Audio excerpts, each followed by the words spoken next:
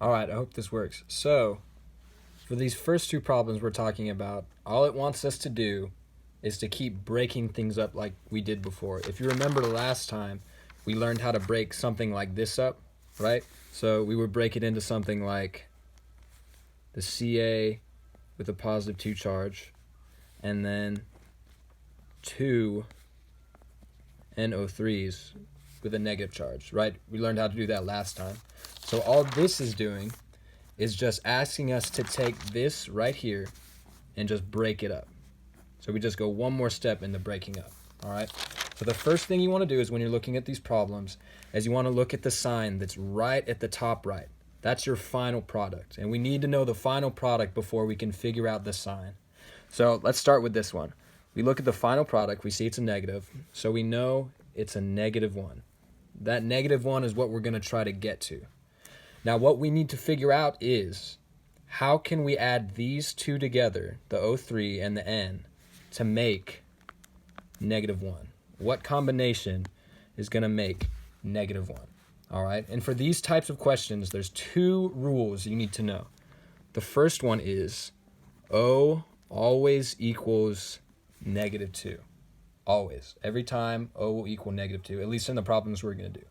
The second rule is H, hydrogen, always equals +1. All right, so just remember those two rules. So let's start with the first one. We got NO3 negative. Now, we know that O always equals -2, and we know that there's 3 of them. So that means for the O, we can write a little -6, right? Because we got -2 times 3 of them equals -6. So now we know what our O charge is. Now let's figure out our N. Well, we know that N plus -6 has to equal -1, right? Because that's what we're trying to get at. Our question mark, N plus O3 equals -1. So what plus -6 equals -1? It could only be +5. So now we know our N is +5. All right, let's do the next one. H2S. So we look at the top right. We see there's nothing there. So we know our final charge is a 0, right? There's no charge. So that means the final product has to be a 0.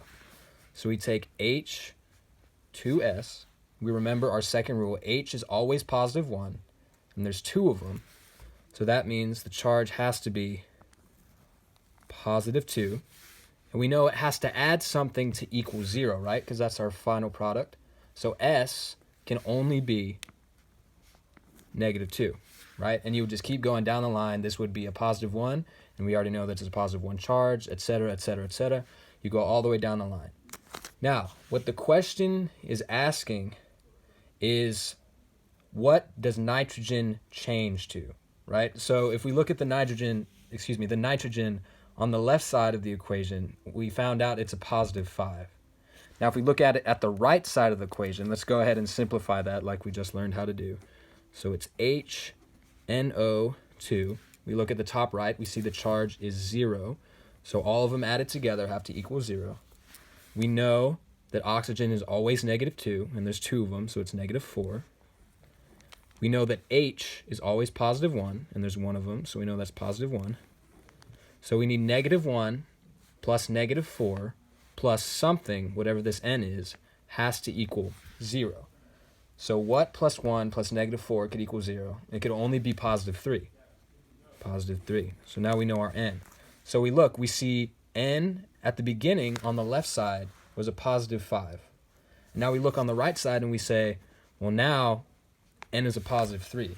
And that's what the question's asking. It's asking, what changed? You're going to click the tab and you're going to see all these little numbers, and it's going to be +5, and then it's going to be +3 on the other little box, right? Excuse me, I'm sorry. I'm probably going to be a little surprised by that. Yeah, so that's all it is for the first 2 questions, and the rest of the problems should look a little similar to this. So hopefully this helped you with that first one.